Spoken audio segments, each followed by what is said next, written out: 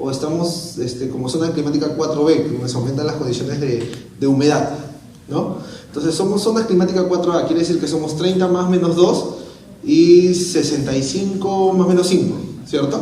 En humedad. Entonces, la norma, la directiva de estabilidad dice que a partir de la segunda reinscripción de los productos, estos deberían ser migrados a zona climática 4A. ¿Qué quiere decir? Que todos los productos deberían tener como condición de almacenamiento 30 grados, ¿no? Hasta 30 grados, con excursiones hasta 32. Por eso es lo que dice la norma cuando es temperatura ambiente, ¿no? Pero hay productos que efectivamente no van a cumplir con esto, que van a seguir siendo temperatura ambiente controlada, pero esto debería ser un mínimo número de productos. Entonces, si fuera un mínimo número de productos, incluso fuera el caso, no es necesario que, no sería necesario que acondiciones tu vehículo. Bueno, ahora en Lima ya están las temperaturas por encima de 32 muchas veces, ¿no?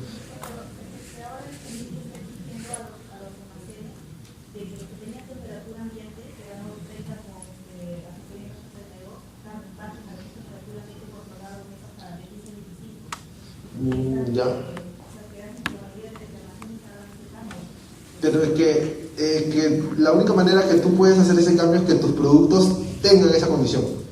O sea, la mayoría de personas maneja productos, o la mayoría de droguerías maneja productos a 30 y si maneja productos a 25, la condición de tu almacén debería ser a 25, ¿no? O a menos que tengas dos espacios donde uno sea para 25 y otro sea para 30, ¿ya? Pero si es que todos tus productos son a 30, por ejemplo, si yo soy una droguería de dispositivos médicos y mis productos son equipos biomédicos, es más, ni siquiera necesitaría de repente condiciones hasta 25, por encima de 30, ¿no?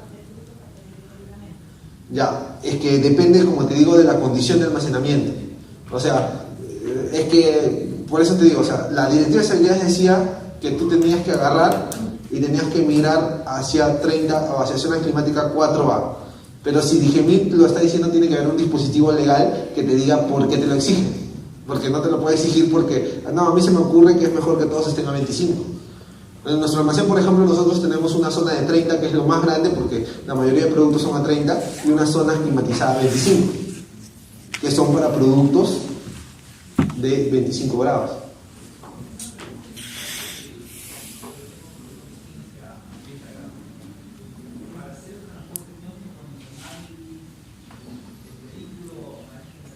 Ya, por eso justamente, ¿cómo? Eso sí tendrías que hacerlo, porque esa es la única manera de saber que efectivamente los puntos no superan los 30 grados, o los 32 en este caso porque es temperatura ambiente, ¿no?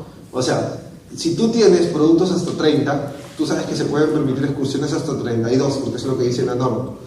Ya, lo que va a pasar es que tú dices, tienen tu camión no acondicionado, pero sí con condiciones mínimas de paredes lisas, detalles así, ¿no? Limpio. Ya, es una minivan, pero está acondicionada sin asientos, sin nada. Ya, perfecto. Ya, una minivan, las ventanas pavonadas, por lo menos, ¿no? Para evitar obviamente el contacto directo con la luz solar. Si en un almacén te piden contacto directo con la luz solar, lo mínimo que tiene que pasar en el camión es algo parecido, ¿no? Ventanas pavonadas y todo lo demás. Entonces, tú agarras y dices, ya, haces tu mapeo de la unidad. Y haces tu mapeo.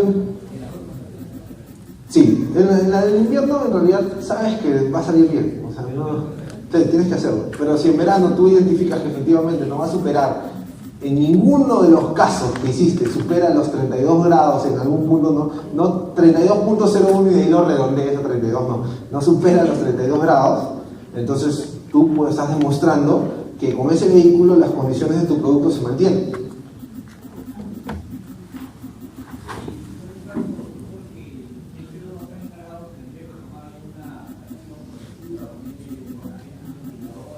Poner un aire acondicionado o algo, claro, tú lo puedes hacer. El ventilador lo que hace es recircular el aire, y si el aire es caliente lo va a recircular nada más. Pero en este caso, por eso les digo, es que hay que mapear muy bien el detalle de los productos. O sea, nadie te puede exigir, en un almacén, si tú tienes el 95% de tus productos son a 30 grados centígrados y el 5% solamente son a 25 y encima representan un volumen muy pequeño, con tenerlo en un pequeño cuarto como el del fondo, pero que le dé las condiciones de 25 y de BPA y que esté declarado dentro de mi almacén, cumple. Lo mismo pasaría en tu caso, de repente tu volumen de productos a 25, supongamos que tuvieras, es mínimo, es solamente un producto y el volumen de distribución también es muy poco. Entonces podrías acondicionar, en lugar de equipar todo tu vehículo, lo que podrías hacer es calificar un embalaje para tener el producto a 25 y equiparlo ahí y llevarlo ahí. Entonces ya vas buscando alternativas, pero todo depende del volumen que maneje. Todo depende del volumen de productos y todo lo demás que se maneje. Entonces, no es necesario acondicionar todos mis vehículos a la temperatura requerida por el producto, porque tengo que ver que si también voy a calificar el embalaje y todo lo demás. Pero sí es necesario darle condiciones, ¿no? Ciertas condiciones mínimas. En una calificación de vehículos, por ejemplo, miren, este tiene un recubrimiento también de poliuretano, ¿no? Tiene recubrimiento de poliuretano, tiene su equipo de climatización, su controlador, y bueno, se hace un mapeo térmico con 15 sensores, ¿no? Con carga mínima, ¿no? Una calificación de puerta, por ejemplo, miren, este es una minivan, una Peugeot, y esta no tiene recubrimiento adentro. No tiene recubrimiento. Solamente es fibra de vidrio y el piso pavonado, ¿no? Y sus cortinas plásticas y todo lo demás. Su controlador, doña termo, ya. ¿Qué pasa acá, por ejemplo? ¿Cuál es la gran diferencia entre el que está con aislamiento térmico y el que no? La gran diferencia es la fluctuación entre los puntos. Porque, por ejemplo, de acá, el controlador, el equipo estaba acá y el sensor que estaba más cercano me llegaba a 15, el equipo lo setearon a 18 grados centígrados y me daba acá 15 grados centígrados, 17 grados centígrados, y el más lejano me daba 24. O sea, son 7 grados de diferencia entre punto y punto. Entonces eso demuestra que no está aislado, pues, porque no tiene una referencia, es como un almacén. Este almacén, ¿no? Yo agarro, le pongo un sensor. ¿Cuál será la diferencia? ¿Cuál es la diferencia ideal entre puntos en un mapeo térmico que no supere los 3 grados centígrados? Eso significa que el aislamiento térmico es efectivo. En este caso, 7 grados, pero igual cumple, porque obviamente ningún punto salió fuera de los 25, porque querían solamente climatizarlo de 15 a 25. Y es más, estos equipos que les instalan tienen la capacidad de llegar hasta, los ponen a 5 grados, a 8 grados, ¿no? Pero yo, como le digo, para tener un aislamiento a 5 grados, o sea, tendría que aislar el vehículo. O sea, para que esto sea refrigerado efectivamente, tendría que haber un aislamiento, porque si no va a pasar lo mismo. Acá va a estar a 5 y acá va a estar a 15. Entonces no se van a mantener las condiciones en toda la tolva del vehículo. Entonces el aislamiento térmico es importante. Siempre es importante. No. Pero si la temperatura es un rango, el fabricante dice, sobre todo los productos sólidos, los líquidos, los abiertos, unas condiciones 15 a 30 grados. Entonces, entre 15 o 30 no tiene mayor dificultad. Ah, claro. No hay. Yo puedo tener un ambiente que en un lado pueda tener 18 grados y en el otro puede tener 25. Los dos temperaturas son aceptables. Claro, pero lo que pasa es... parece. Sí. Entonces, ¿para qué el mapeo de un sitio debe tener 3 grados de diferencia si aceptables son tanto el de 18 como el de 25 grados? Exacto. Le explico esto. Mi pronunciamiento se basa en que cuando uno ve, por ejemplo, buenas prácticas a nivel de ingeniería farmacéutica, la ISPE, que es una entidad regulatoria, te recomienda que la diferencia en un mapeo térmico, para hacer un buen mapeo térmico, no debería ser mayor a 3 grados centígrados.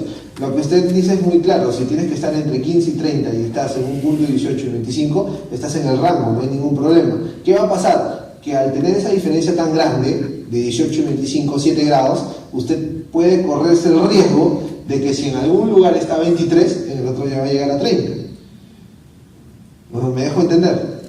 ¿No? Hay un riesgo. O sea, ese diferencial siempre genera un riesgo. Por eso es que te permite, la ISPE te recomienda que entre puntos alejados, el máximo rango de de diferenciación sea de 3 grados centígrados, lo cual no implica, como usted está diciendo, que si estás cumpliendo con el rango no hay ningún problema. Doctor, me siento bastante bien, pero si yo tengo la temperatura controlada con mapeo y todo, ¿qué me preocupa?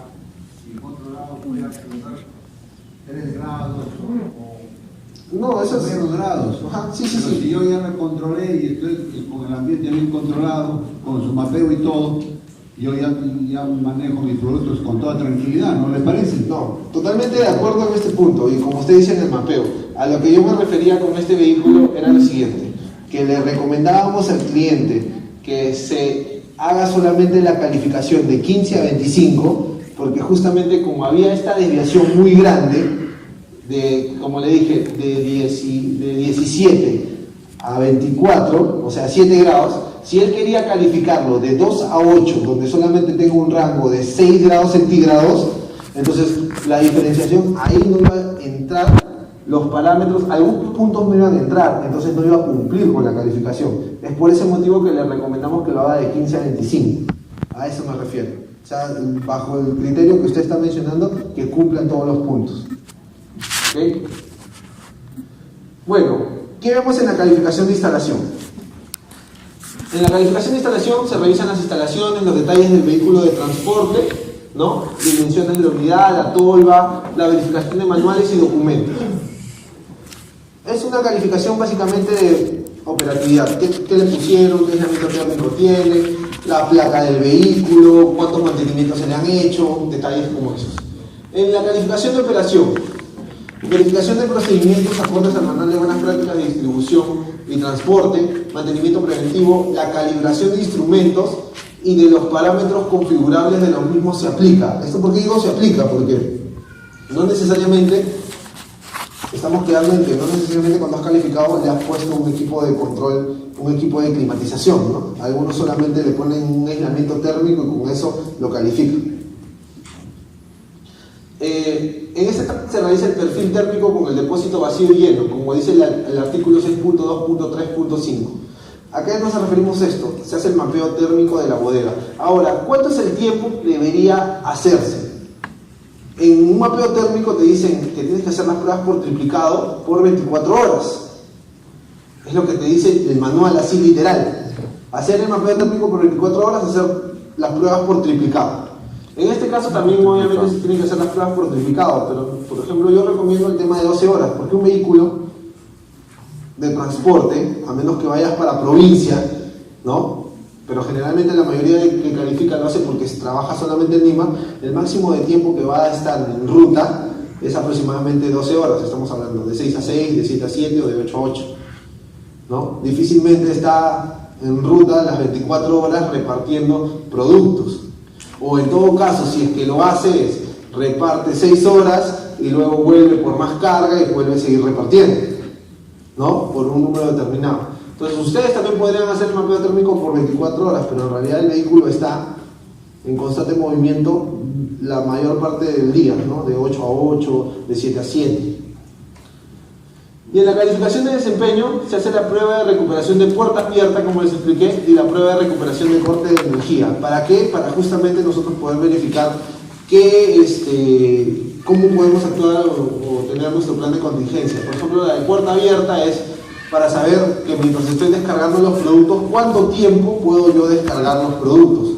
¿No? O sea, si 5 minutos puedo dejar la puerta abierta, sigo bajando la mayor cantidad de productos. Si es 1 minuto, es lo mismo que pasa con las refrigeradoras o las cámaras frías. ¿Cuánto tiempo puedo dejar la puerta abierta, ¿no?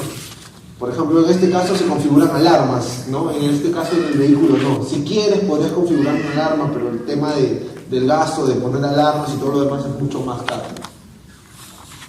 ¿no? Por ejemplo, acá en un mapeo térmico se ve la disposición de los sensores. Generalmente lo hacen con 15 sensores. Hay gente que lo puede hacer con más, lo pueden hacer con menos. Las empresas están que le piden como mínimo 15 sensores, ¿no? En los operadores logísticos a los vehículos. Entonces por eso es que una disposición espacial, ¿no? Están en los 3, como cualquier mapeo térmico, se mapean los extremos, se mapean el medio, en 3 planos, plano inferior, plano medio, plano superior. Eso depende, o sea, si es un vehículo muy pequeño pueden ser menos sensores, 9 sensores, por ejemplo, ¿no? Como configuración 2, 2, 2, 2, 1, ¿no? 9 sensores. En realidad, el número de sensores que ustedes le pongan se puede decir, es parte del procedimiento de mapeo térmico, y que es otra explicación, ¿no? Con el mapeo térmico. Sí, lo pueden determinar, pero sería bueno que siempre les expliquen por qué este número de sensores, para que ustedes lo tengan claro, ¿no? O sea, hay bibliografía que te recomienda cierto número de sensores que nuevamente que está en la ISPE, pero depende mucho del quien te brinda el servicio.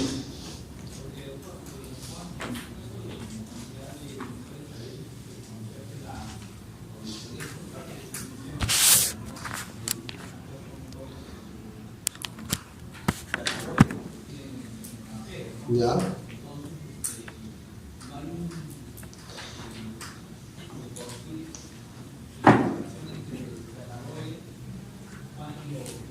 Claro, es que no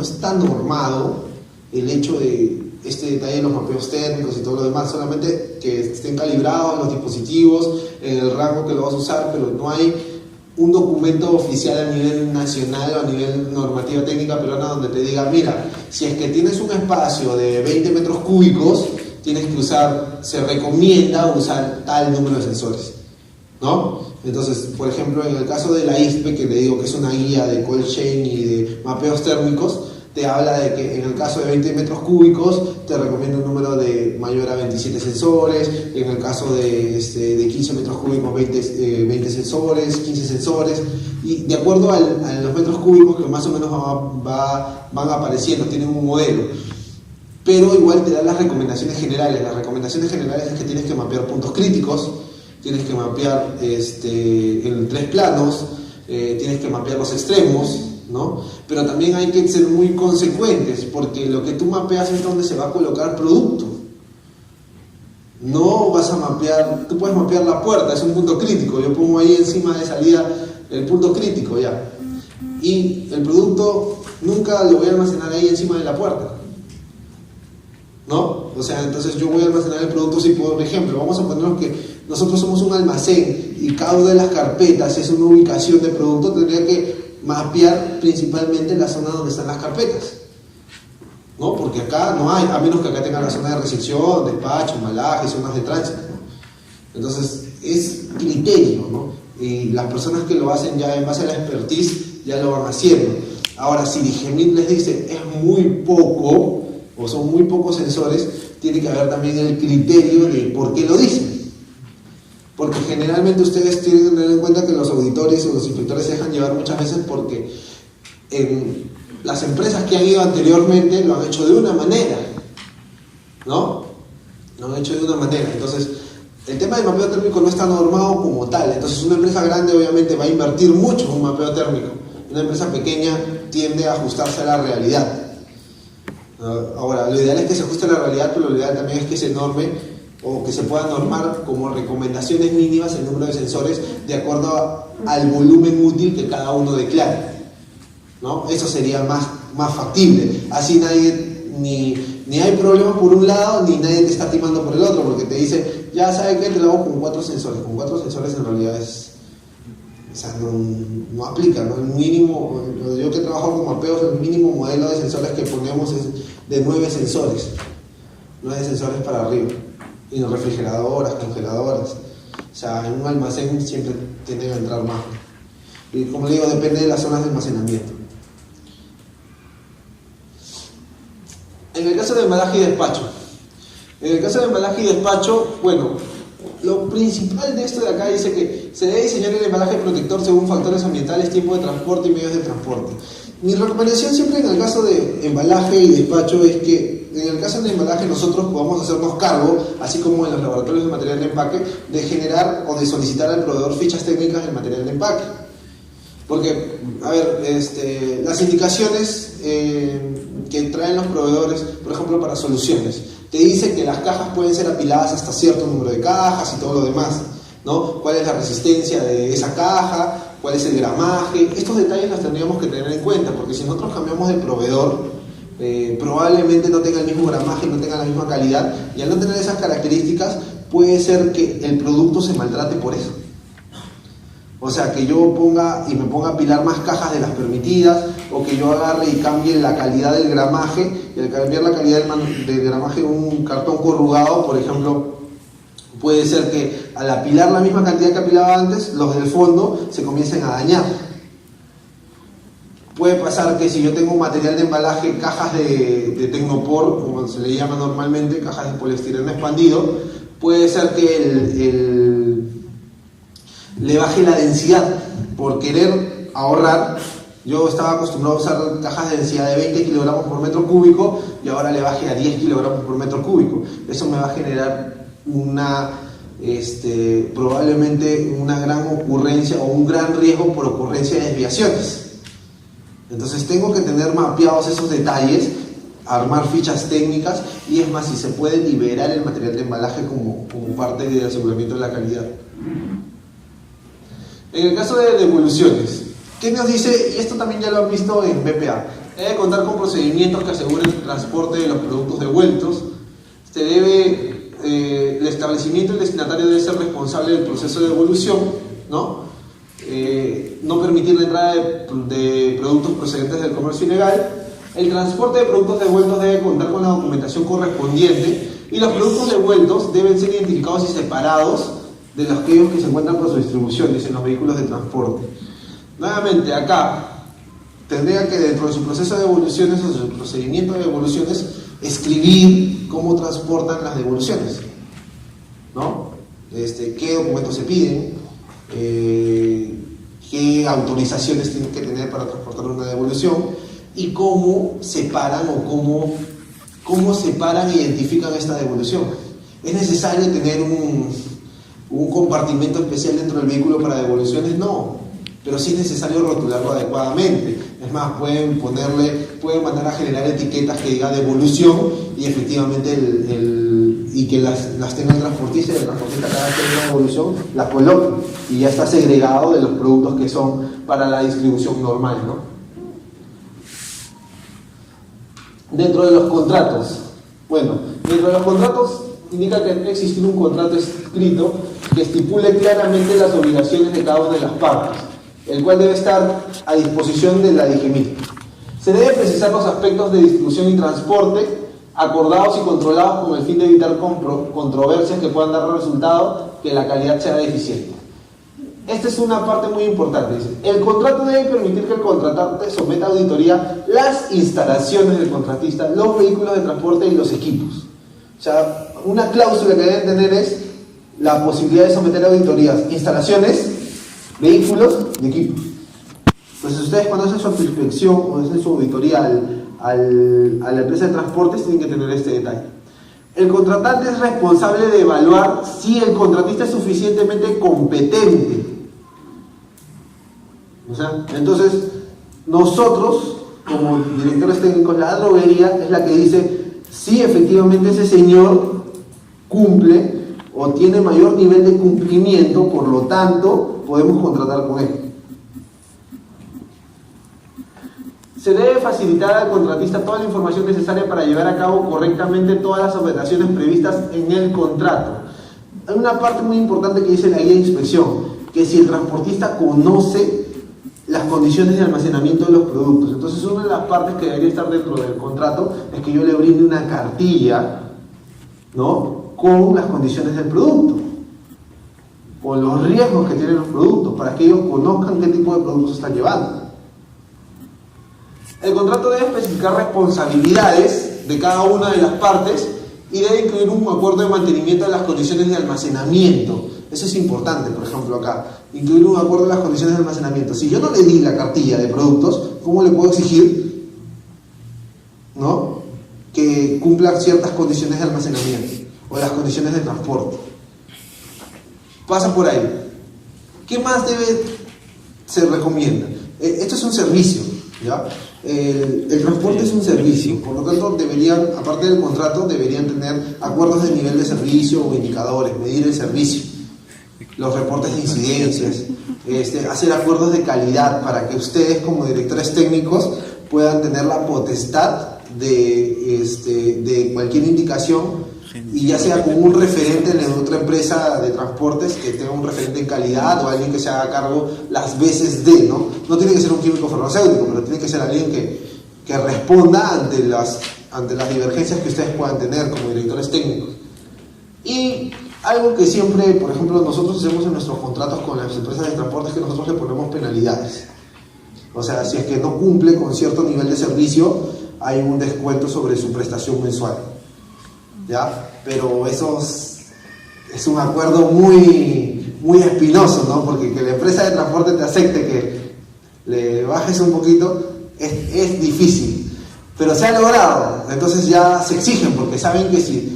Ustedes saben que cuando alguien se mete con el bolsillo, con lo económico de la otra persona, es ahí donde recién duele. Y es ahí donde recién dices, no, sí, lo voy a cumplir. Es ahí, por eso es que se buscó esa parte y se pudo lograr y se firmaron los acuerdos de esa manera, ¿no? Dentro de la distribución y transporte, ¿qué es el punto? Distribución y transporte, ¿qué es el punto más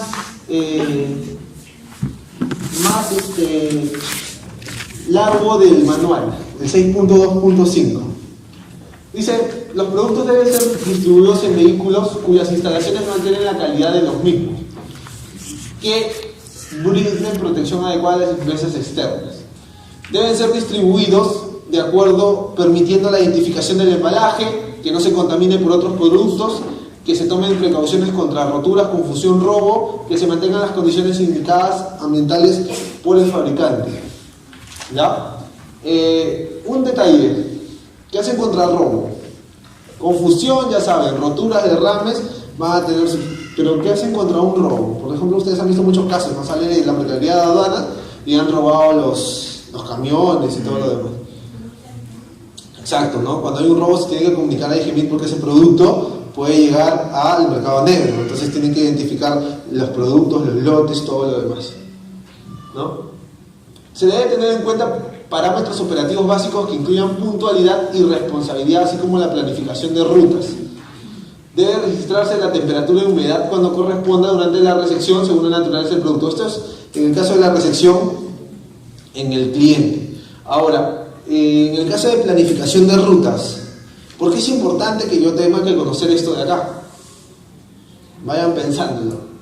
Cuando se requieran condiciones ambientales especiales de transporte, deben ser monitoreadas y registradas de acuerdo a procedimientos. Los registros deben estar disponibles, ¿ya? Los registros de control de temperatura, ya sabemos que tenemos que tenerlos. Y los productos que contengan sustancias peligrosas deben ser transportables en contenedores o embalajes separados, ¿ya? Adecuadamente diseñados y en vehículos seguros y protegidos para su transporte. Esto es muy específico porque, como les dije, tiene que ser material altamente activo, radioactivo, citotóxico, los gases a presión, ¿no? Los aerosoles. O sea, habría que ver exactamente cuál es el peligro, cuál es el riesgo y verificar la hoja de seguridad de algunos productos. No es que porque sea un aerosol ya efectivamente lo tengo que trasladar aparte, ¿no? Habría que ir revisando esto. Entonces,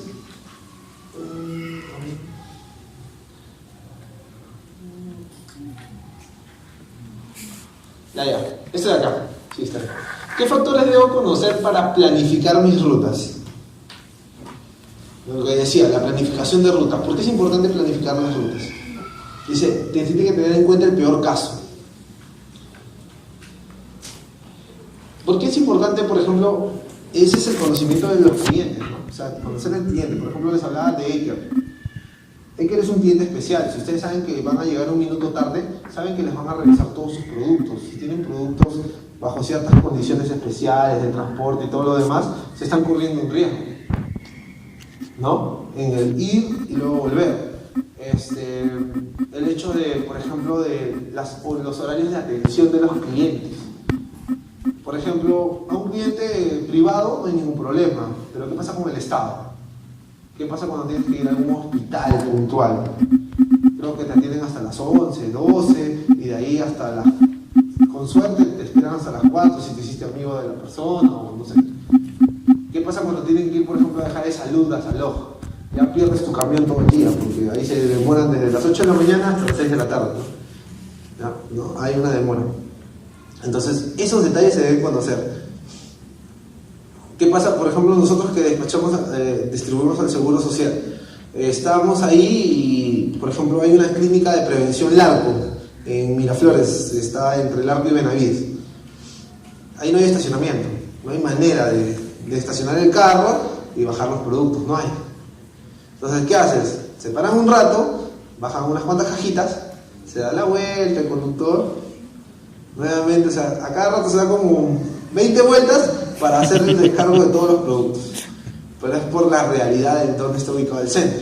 Entonces esas cosas se tienen que conocer, porque quiere decir, si a este señor agarro y le mando para que vaya a Miraflores y de ahí le digo que se vaya a Santa Anita, entonces el de Santa Anita me va a reclamar porque voy a llegar tarde, o de repente nunca llego el horario que él me dijo, porque tengo esta dificultad. Entonces, si es que voy a ir a Miraflores, ya sé que solamente tengo que enviar el carro a Miraflores o a algún distrito cercano, San Isidro y todo lo demás. Por eso es que sirve el detalle de qué factores debo conocer. Debo conocer la realidad de mis clientes, la ubicación de mis clientes, su geolocalización, cuáles son las condiciones del tránsito, ¿no? Todos esos detalles debo conocerlos.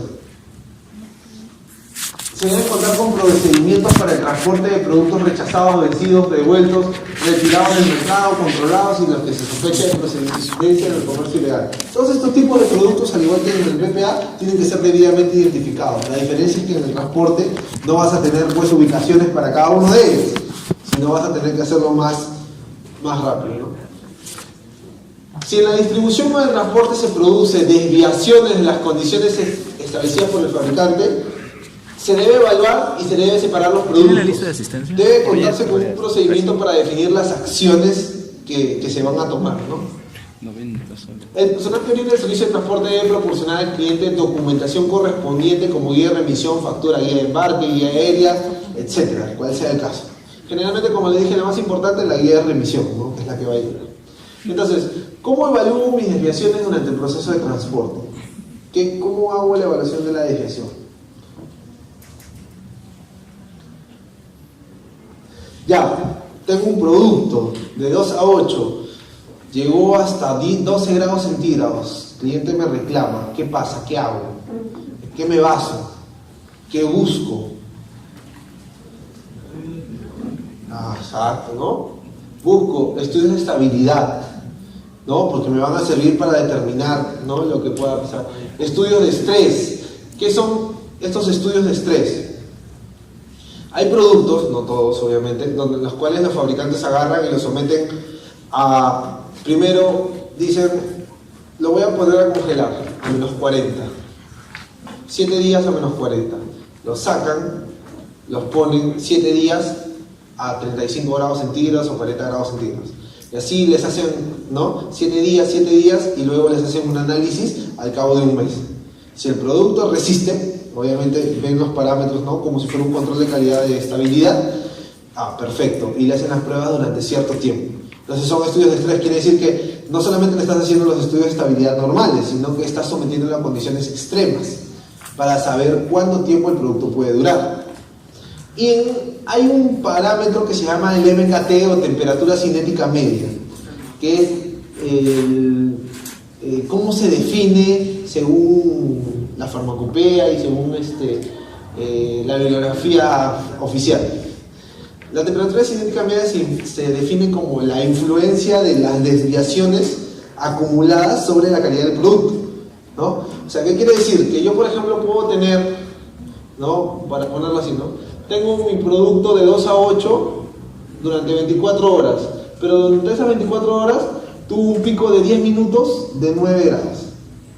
Ya hubo una desviación, efectivamente, hubo una desviación porque salió de 8 grados.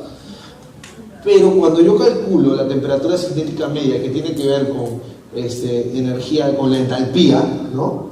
Para ver cómo me sale que mi temperatura cinética media fue de, no sé, de 5.8 grados centígrados. Quiere decir que mi MKT estuvo dentro de los parámetros, ¿no?, de los parámetros de conservación. Quiere decir que esta desviación efectivamente no influyó de una manera negativa. Ahora, ¿quién me da la autorización para saber si el MKT es posible o no es posible? En realidad me lo debería dar el fabricante, si es posible o no es posible aplicar.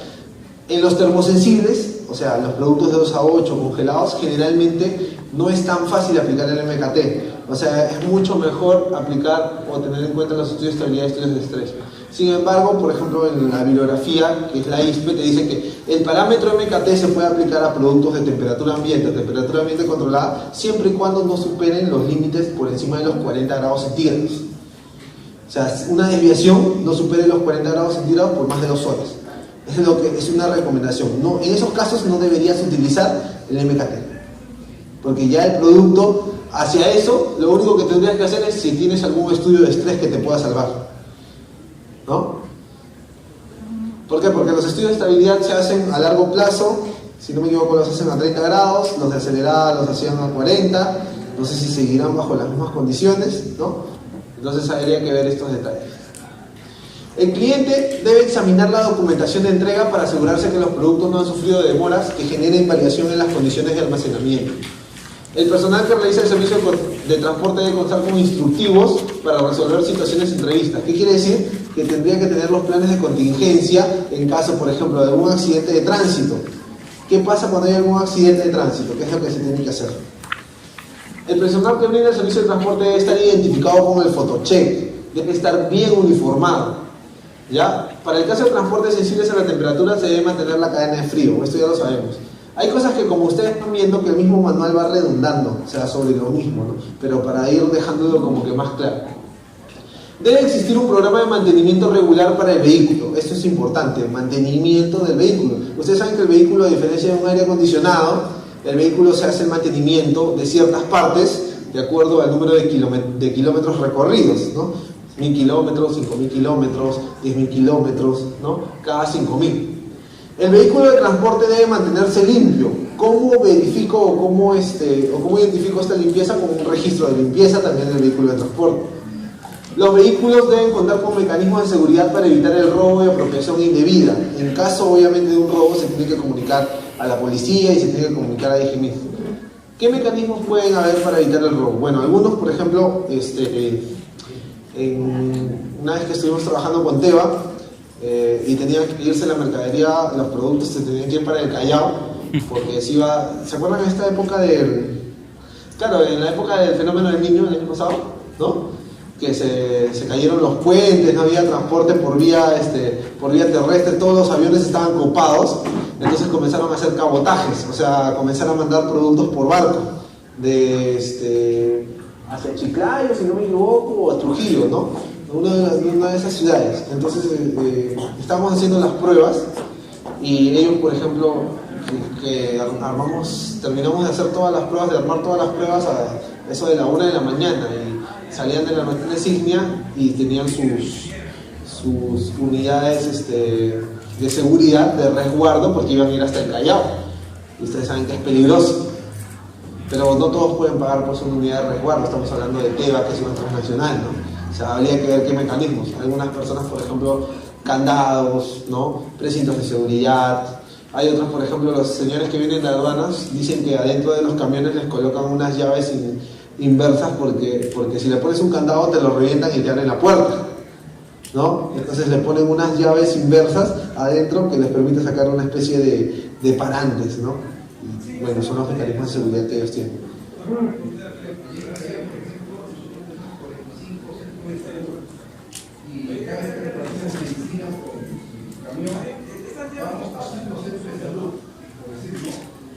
Al final vamos a donde sabemos que siempre nos roban, siempre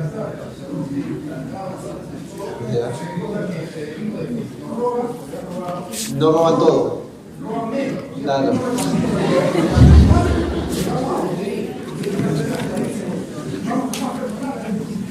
Claro, pero igual el ir con más personal no disminuye, porque al final todos los que te roban con un arma y todo lo demás, ¿no? Pero miren, por ejemplo, este caso es así como dicen, estos son ejemplos de la vida real. Así pasa, ¿no? Esto es lo que pasa realmente. Ahí en el Callao, no sé si solo es en el Callao, ¿ya? Pero generalmente en el Callao las cosas son diferentes, ¿no? Es otra realidad. Entran, como dicen, no sé, igual los camiones sí, van, te revientan los candados rapidísimo, o sea, sin uso de la fuerza, ya es parte común. Ahí en Campeta, al menos, te agarran y te rompen todo.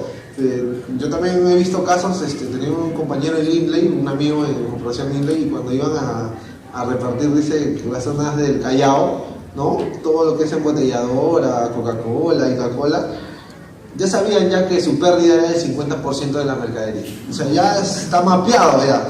Está mapeado que cada vez que ingresan hay pérdida, o sea, ya está dentro de su presupuesto. Es como, ¿no? Lastimosamente, ¿no? Porque esto es, en realidad nos da risa, pero es lastimosamente porque tiene mucho que ver esto con lo que nos está pasando actualmente como realidad nacional, ¿no? Como realidad nacional que tenemos. Pero lastimosamente es lo mismo que pasa con estos sindicatos de construcción. Cuando nosotros construimos el almacén, tú ya sabes que un porcentaje del dinero está destinado a ellos, sin que necesidad que hagan nada. Porque ellos van ahí, simplemente se paran en la puerta, están que te ven, dicen, si quieres lo cuido, ¿no? Y te acompañan, ¿no? Me acuerdo que estaban ahí, sí, están con sus armas, todo súper bien, ellos tranquilazos. Y yo me acuerdo que cuando salía tarde del Callao, me chalequeaban hasta tomar el taxi. Pero, o sea, es una cosa que, o sea, como sistema, como país, está mal, porque ya es una cosa que se acepta, es como parte del proceso, es inherente, como dice, lo que está diciendo el doctor es algo que es realidad nacional, o sea, lastimosamente su manera, como lo ha planteado, es lo que pasa. No debería pasar, pero el mecanismo de seguridad, como dice, así ponga policías, igual le van a robar, estoy casi seguro. Porque los policías en el Callao difícilmente puedan hacer algo, ¿no? Difícilmente puedan hacer algo. Entonces, ¿para qué me sirve una pregunta más? Conocer el plan de mantenimiento de mis vehículos. ¿Para qué me sirve? O sea, recuerden algo, para planificar mis rutas yo tengo que tener un número de vehículos determinado, ¿cierto? Quiere decir porque voy a atender cierto número de clientes. Si yo tengo un vehículo que va a salir al mantenimiento, ya me descuadra todo. Entonces tengo que agarrar y decirle al que va a hacer el mantenimiento, decirle, oye, ¿sabes qué? ¿Me reemplazas ese vehículo? No. O lo que hacen normalmente todas las empresas, corren sus mantenimientos para los fines de semana, o sea, un sábado o un domingo, ¿no? Que es lo más recomendable. La bodega, mire, por ejemplo acá dice, la bodega del vehículo debe disponer de un espacio separado y acondicionado para el transporte de productos acorde con las exigencias del fabricante, ya sea de calor, frío, luz, humedad u otros factores, así como la presencia de microorganismos y plagas. En realidad, protegidos del calor, frío, luz, humedad, mientras esté, como les digo, totalmente oscura, en el sentido de que no tenga ingreso de luz natural y todo lo demás, del calor o frío, dependiendo del equipo de climatización o dependiendo del clima. Y en el caso de la presencia de microorganismos y plagas, lo que tienen que hacer es fumigación, ¿no? Una fumigación. La humedad es importante. Van a monitorear obviamente la humedad, pero ¿le genera algún impacto? ¿Alguien ha demostrado que, por ejemplo, si hay 90% de humedad, le pasa algo al producto? No pasa, ¿no? O sea, no hay una prueba fehaciente de algo que pase. ¿Por qué? Porque en realidad tenemos que ser conscientes de algo. Una cosa es la influencia de la temperatura, porque la temperatura ante cualquier producto, si bien es cierto el producto tiene empaque primario, secundario, embalaje y todo lo que ustedes quieran, la temperatura siempre va a llegar a calentar el producto a la larga, porque el calor se transmite, ¿no? Por física el calor siempre se transmite. En cambio, en el caso de la humedad, más bien lo que tienes es un embalaje protector, porque vas protegiendo la humedad conforme vas empacando más el producto. O sea, por ejemplo, una tableta está dentro de un blister.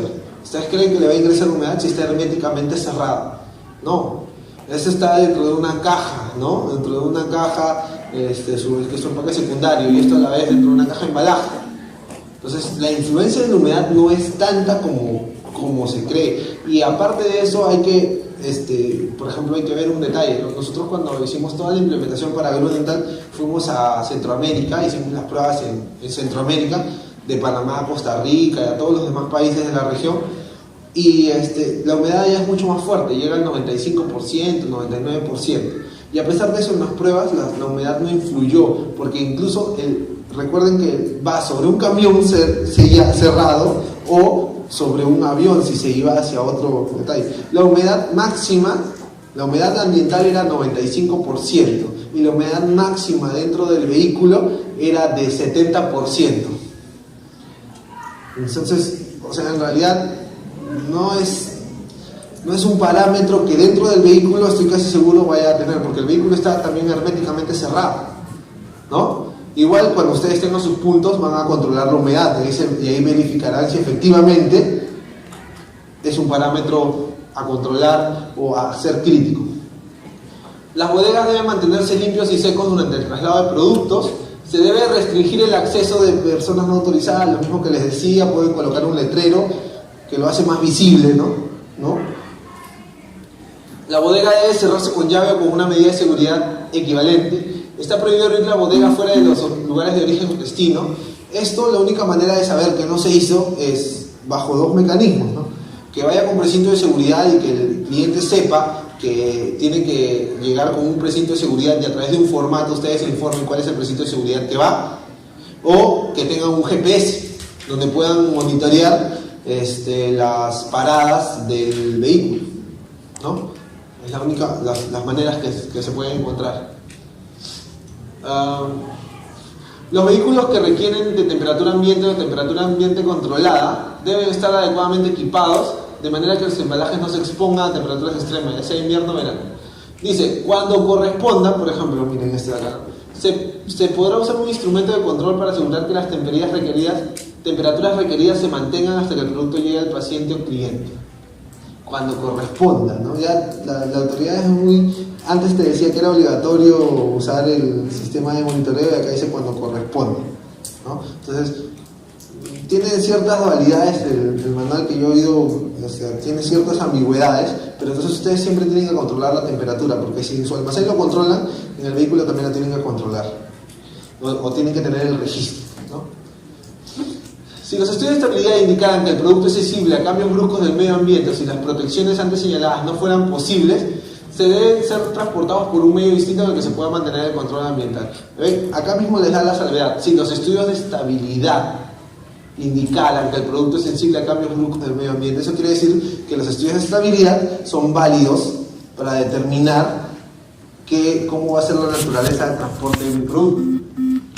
En caso que el vehículo no esté adecuadamente equipado con aire o calefacción, el tiempo que el producto o dispositivo esté expuesto a las condiciones debe estar estrictamente limitado y validado.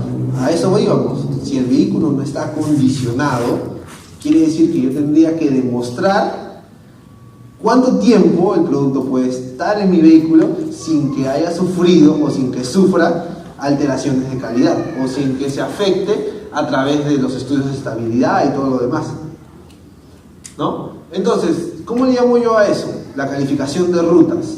¿Por qué? Porque es la única manera que yo voy a demostrar. Por ejemplo, como les dije, tenía que ir a Piura, ¿ya? Yo colocaba mis data logs en las cajas de productos, iban hasta Piura. Entonces, esta empresa con la cual trabajaba ahí, ellos tenían dentro de sus parámetros de calidad contemplados los estudios de estabilidad, los estudios de estrés y la temperatura cinética media. Entonces salíamos de acá en época de verano, salíamos más o menos a 26 grados centígrados en Lima, ¿no? Desde el almacén, ¿no? Que estaba a 25, 24, 26, en la noche, en transporte, y ahora van a ver un gráfico que más adelante, y la temperatura cinética media a Piura no superaba los 30 grados centígrados. Entonces, bajo ese concepto era que nosotros aprobábamos el estudio. ¿Por qué? Porque estamos demostrando que bajo ciertas condiciones, pero ¿cuáles son las condiciones? Dice, el tiempo debe estar estrictamente limitado y validado. Quiere decir que el transporte durante 48 horas, no, en Piura es menos, durante 24 horas, ¿no? Con temperaturas máximas de 35 grados a nivel ambiental, ¿ya? O 36 grados a nivel ambiental, no generan un impacto negativo en mis productos. O sea, no alteran la calidad del mismo porque el MKT es tanto, y por lo tanto se da por válido el estudio. Entonces estamos demostrando que cuánto es el tiempo máximo. Pero ¿qué pasa si alguien me dice, oye, ¿sabes qué? Vamos a ir a Piura, pero nos vamos a demorar 28 horas. No, no puedes. Porque yo estoy demostrando que solamente lo he hecho para 24 horas. Si yo me voy a demorar más, estoy rompiendo lo que indica la norma. ¿no? Si yo voy a superar esa temperatura, que es algo que yo no puedo controlar, pero que sí puedo estimar, porque yo puedo saber los pronósticos, ¿no? Si puedo estimar, entonces también estaría viendo este detalle, ¿no? Entonces, en esos casos es muy importante que yo pueda ir viendo cómo va dándose el estudio, cómo se van dando las condiciones ambientales y cada cuánto tiempo tengo que actualizar mis estudios. Entonces, ¿qué incluye mi calificación de rutas? ¿Qué hacíamos nosotros? Lo que tiene que incluir toda calificación: un protocolo de validación, ejecutar las pruebas y un reporte, o sea, un reporte de resultados, conclusiones.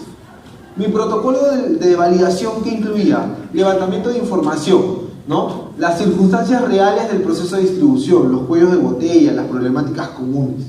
Un análisis de riesgos, eso es importante porque recuerden que en las BPA ya les hablan de gestión de riesgos.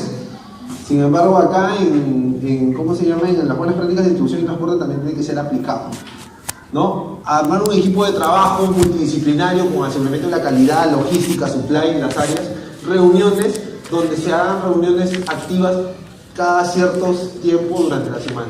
Y determinar mis rutas críticas. ¿Qué quiere decir determinar mis rutas críticas? Que luego del análisis de riesgos yo diga, ya, estos son los puntos más críticos a los cuales yo debería hacer mis pruebas. Porque supongamos que voy a 18 ciudades, no voy a hacer pruebas a las 18 ciudades. ¿O ustedes creen que sí? ¿Saben cuánto se demorarían haciendo pruebas a 18 ciudades? Enorme, es como cuando califican su embalaje, reparten a todo el Perú. ¿Van a hacer pruebas de cómo se comporta en todo el Perú? No, lo que tienen que hacer es, sobre esa base, hacer un análisis de riesgo, sobre todos estos destinos, para saber a cuáles van a ir ustedes como parte del estudio. Se determinan las rutas críticas, se hacen las condiciones reales y se garantiza la replicación de pruebas. ¿Para qué? ¿A qué me refiero con replicación de pruebas? Que tiene que haber una reproducibilidad de resultados. ¿Esto qué quiere decir? Que si yo hago el análisis de riesgos para la época de verano o para la época, no sé, para el mes de enero, tengo que hacer todos mis envíos, todas mis pruebas durante el mes de enero, ¿no? Porque no es lo mismo hago la prueba en enero 1, luego en mayo la siguiente y luego la siguiente la hago en agosto. Porque las condiciones ya cambiaron, porque ya no estoy bajo el mismo enfoque o bajo el mismo pronóstico climático de temperatura. Entonces lo ideal es que sesgue el estudio hacia un periodo determinado de tiempo, que para mí el máximo periodo recomendable de tiempo es un mes en una estación definida. Si voy a demorarme más de un mes, no tiene sentido seguir haciendo el estudio porque ya las condiciones van cambiando, ¿no? Y si voy a agarrar una especie de migración de estación, o sea, tipo verano, primavera-verano, otoño-invierno, una cosa así, un mes así medio loco a nivel de clima, entonces tampoco me conviene mucho. Claro, me conviene porque el estudio va a salir bien, pero no me conviene en el sentido porque no estoy realmente estresando el estudio o llevándolo a las condiciones extremas, ¿no? En la ejecución de pruebas se tiene que coordinar con el operador de transporte para coordinar los pedidos y las entregas acorde a ruta. Se deben armar los pedidos, eso quiere decir que yo debo tener ya listos mis pedidos para solamente colocar mis data loggers o mis sensores, ¿no? Se debe configurar la toma de muestra cada cierto tiempo, se recomienda 5 minutos, pueden ser 2, podrían ser 10, pero lo mínimo recomendable, ojo, porque eso depende de cada uno, 5 minutos. Se encienden y se colocan los sensores, se transporta a través de salida y entrega de pedidos y hay un llenado de una hoja de distribución. Tiene que haber una hoja que dé el tracking, porque lo más importante para saber cuánto es el tiempo de transporte, ¿qué es? La hora de salida y la hora de llegada al cliente, porque ese es mi alcance. Porque ¿qué pasa si es que ya llegué al cliente y justo en el cliente comienza a elevarse considerablemente la temperatura? El cliente, dentro de las buenas prácticas de distribución y transporte, las instalaciones de él ya no están dentro de mi alcance. Esa es responsabilidad de él porque el producto ya está en su jurisdicción, si se le quiere llamar de esa manera, ¿no? A menos que yo sea el centro de distribución o la droguería central y el resto sean parte de mi centro. Entiendo que en su caso de usted, donde dice que reparte los centros de salud es así, los centros de salud dependen de ustedes, ¿cierto? Ese es otro caso, ¿no? Ahí ya es más complejo porque tiene que garantizar todo, ¿no? Y en el reporte final se recolecta la información, en el reporte se pone el resumen de resultados, las conclusiones y las acciones recomendadas y se activa tu plan de acciones correctivas y preventivas. ¿Por qué? Porque efectivamente probablemente vas a encontrar desviaciones y lo que buscas hacer con esas desviaciones siempre va a ser minimizarlas. ¿no? O sea, minimizar esas ocurrencias. Se coordina con todas las áreas involucradas. Entonces, esto es lo que les decía, ¿no? Por ejemplo, calificación de rutas Perú. Hicimos un análisis de riesgos de un cliente y se llegó a la determinación de 3 puntos en el análisis de riesgo: Piura, Arequipa y Tarapoto, ¿no? Se colocaron los logros de la siguiente manera: uno en la parte inferior, otro en la parte superior haciendo una diagonal invisible, y otro en la parte externa cercano al de la parte superior, ¿no? Porque es la disposición que cuando hicimos algunas pruebas fueron los puntos más críticos que se determinaron. Y estos fueron los resultados, ¿no? Fue, por ejemplo, miren, esto lo hicimos en el 2015, ya han pasado casi 3 años. Del 27 al 29 de agosto del 2015, 72 horas, empezó acá en Lima, ¿no? Alrededor de 25 grados centígrados. Ustedes saben que en esta época está ya terminando el frío, está empezando el clima a veces con la primavera, o sea, no debería haber mucho problema. ¿Dónde supuestamente es el problema? Cuando pasas Ica, ¿no? Ica es un poco más caliente porque es una ruta terrestre. Entonces, acá salió del almacén central, del almacén, ¿no? Tercero, proceso de transporte, el cross-docking, se cargó el producto, se envió por la línea interprovincial, ¿no? Justo lo que decían, la famosa línea interprovincial. Llegaron acá, siguió su proceso de transporte y llegó al cliente final. El MKT, ¿no? de los internos, la temperatura cinética media de los sensores internos fue de 18.8 el mínimo, que es el verdecito, ¿ya? Y el rojo fue de 20.1 y el azul es de afuera, el que estaba externamente. ¿Ya? La excursión fue total de 2 horas 40 minutos con un máximo de 36 y un mínimo de 13.25, ¿ya? Cuando estaba cerca de Arequipa.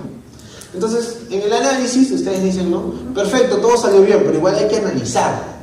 Porque yo siempre digo, en este tipo de pruebas hay 2 tipos de excursiones. En cualquier prueba que ustedes hagan, para mí hay 2 tipos de excursiones: las excursiones esperadas y las no deseadas. ¿A qué me refiero con las excursiones esperadas? Si yo estoy yendo a un lugar, por ejemplo, como Piura, dejemos el ejemplo, Piura, y Piura está a 35 grados centígrados, lo normal es que si mi caja no tiene ningún acondicionamiento, ¿qué va a pasar? Que mi producto pueda llegar a 35 grados centígrados, es lógico. Entonces yo espero que llegue a 35 grados centígrados, es lo que debería pasar. ¿Y cuáles son las no esperadas? Que mi temperatura ambiental esté por los 20, 25 grados centígrados y de la nada tengo un pico. Porque eso es lo que pasa en un transporte que yo no controlo. Eso, justo claramente lo que ustedes decían, transporte interprovincial, yo no lo controlo, miren, no lo controlo. El de abajo me da menos de 25 y el de arriba 36. ¿Qué pasó? Si hay una diferencia, es una caja, ¿no? Entonces, en un transporte interprovincial que no controlo, miren esa diferencia. ¿Qué me permite? ¿Qué hicimos? Hicimos la investigación, hablamos. A esta hora era la hora del almuerzo. Pasabas por el desierto de Ica, probablemente ibas a tener aproximadamente una parte de una temperatura muy cercana a los 25 grados centígrados, eso hasta ahí, perfecto. Pero ¿qué pasó acá? Que cuando paran para los almuerzos, ustedes saben que abren todas las bodegas, ¿no? Abren todas las bodegas y comienzan ¿a qué? Y comienzan a cargar el carro, a acelerarlo, porque no sé, a veces tiene sus problemas. Entonces, esto de acá, la parte interna, la parte superior y el externo, que estaban colocados casi en la misma ubicación, fueron ubicados cerca del motor del vehículo. Entonces, cuando comenzaron a acelerar y a calentar el motor, obviamente comenzó a captar. ¿Por qué? Porque el tiempo de desviación en esta parte solamente es de más o menos 20-25 minutos. Esta parte no supera, todo esto supera más o menos 2 horas 40 minutos contando este pico de acá, que es menor, pero este de acá es casi 1 hora, casi 40 minutos. Entonces, esa es una excursión para mí no deseada. ¿Por qué? Porque es por manipulación incorrecta. Entonces en el transporte siempre va a haber manipulación incorrecta. O sea, esto lo demuestra y las pruebas que hicimos a otros lugares lo demostraron. Por ejemplo, a Tarapoto llegó a 56 grados centígrados. ¿Dónde hay en temperatura ambiente 56 grados centígrados? No existe. ¿Pero por qué? Porque cuando bajaron del avión, lo dejaron cerca de la turbina del avión y obviamente ese calor llegó a 56 grados centígrados. Entonces son errores comunes que ¿cómo se llama? En